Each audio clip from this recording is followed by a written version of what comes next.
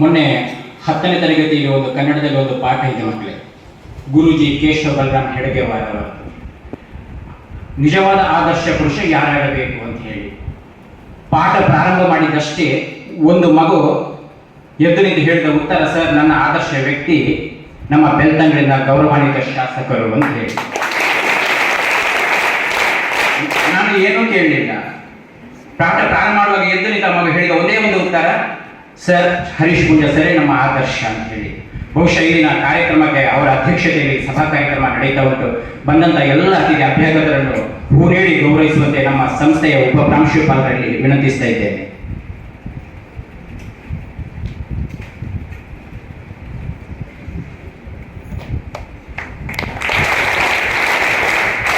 ಇಂದಿನ ನಮ್ಮ ಕಾರ್ಯಕ್ರಮದಲ್ಲಿ ಗ್ರಾಮ ಪಂಚಾಯತ್ ಬೇಲೂರು ಇದರ ಸದಸ್ಯರುಗಳಿದ್ದಾರೆ, SDMCಯ ಸದಸ್ಯರು ನಮ್ಮ ಜೊತೆಗಿದ್ದಾರೆ, ಸಂಸ್ಥೆಯ ಹೆಮ್ಮೆಯ ದಾನಿಗಳು ನಮ್ಮ ಜೊತೆಗಿದ್ದಾರೆ, ಅದೇ ರೀತಿ ಊರಿನ ಗಣ್ಯರಾದ ಸುಂದರ ಹೆಗಡೆಯವರು ನಮ್ಮ ಜೊತೆಗಿದ್ದಾರೆ, ಅದೇ ರೀತಿ ವಿದ್ಯಾರ್ಥಿಗಳ ಪೋಷಕರು, ದೊಡ್ಡ ಸಾಧನೆಯನ್ನು ಮಾಡಿದಂತಹ ವಿದ್ಯಾರ್ಥಿಗಳಿಗೆ ತಮ್ಮೆಲ್ಲರನ್ನು ಈ ಸಂದರ್ಭದಲ್ಲಿ ಬಹಳ ವಿನಯಪೂರ್ವಕವಾಗಿ ಈ ಕಾರ್ಯಕ್ರಮಕ್ಕೆ ಸ್ವಾಗತಿಸ್ತಾ ಇದ್ದೇವೆ.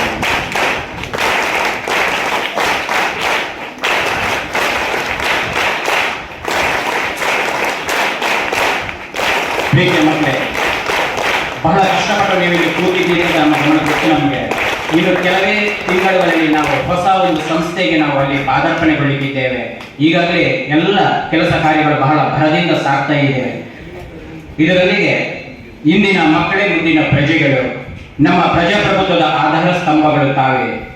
ಪ್ರತಿ ಮಗುವಿನಲ್ಲಿ ನಾಯಕತ್ವದ ಗುಣವನ್ನು ಎಳವೆಯಿಂದಲೇ ಬರಬೇಕು. ಅದಕ್ಕಾಗಿ ವಿದ್ಯಾರ್ಥಿ ಸಂಘದ ರಚನೆಯಾಗಿದೆ.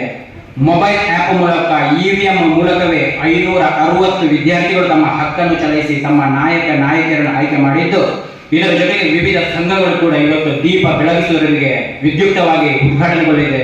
ಈ ಕಾರ್ಯಕ್ರಮವನ್ನು ನೆರವೇರಿಸಿಕೊಡಬೇಕಾಗಿ ಸನ್ಮಾನ್ಯ ಶಾಸಕರನ್ನು ನಾನು ಪ್ರೀತಿಪೂರ್ವಕವಾಗಿ ವಿನಂತಿಸ್ತಾ ಇದ್ದೇನೆ.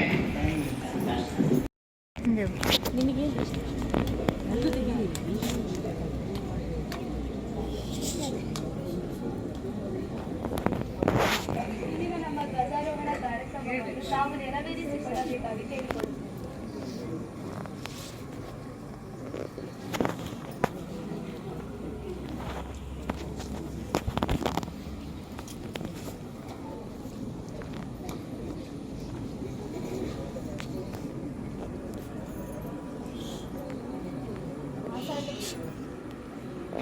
ಮಾತಾಡಬೇಡಿರ.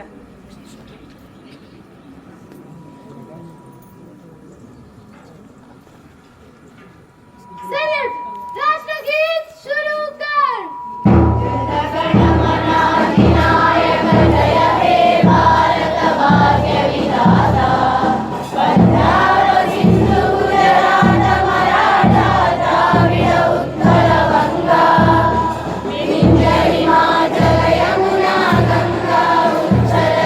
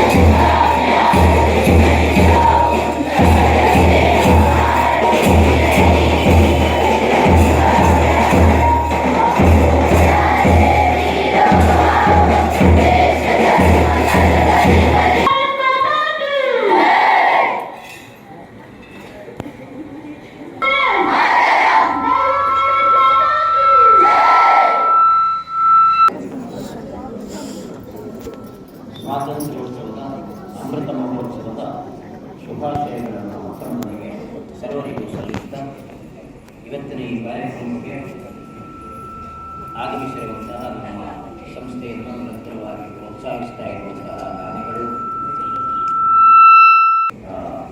ನಮ್ಮ ಶಾಲೆಯ ಶಾಲಾಭಿವೃದ್ಧಿ ಮತ್ತು ಮೇಲುಸ್ತುವಾರಿ ಸಮಿತಿಯ ಸದಸ್ಯರು, ಪೋಷಕ ವೃಂದದವರೇ, ಆತ್ಮೀಯ ಸಹೋದ್ಯೋಗಿ ಬಂಧುಗಳೇ ಮತ್ತು ಬೆಳಗ್ಗಿನಿಂದಲೇ ಅಥವಾ ಕಳೆದ 3 ದಿವಸಗಳಿಂದಲೇ ಈ ಒಂದು ಸ್ವಾತಂತ್ರ್ಯ ಅಮೃತ ಮಹೋತ್ಸವದ ಗುಂಗಿನಲ್ಲಿ ಮಿಂದು ಮೇಯುತ್ತಿರುವಂತಹ ನಲ್ಮೆಯ ಹೆಮ್ಮೆಯ ವಿದ್ಯಾರ್ಥಿ ಬಹುಶಃ ಸ್ವಾತಂತ್ರ್ಯವನ್ನು ಪಡೆಯುವಂತಹ ಮುನ್ನ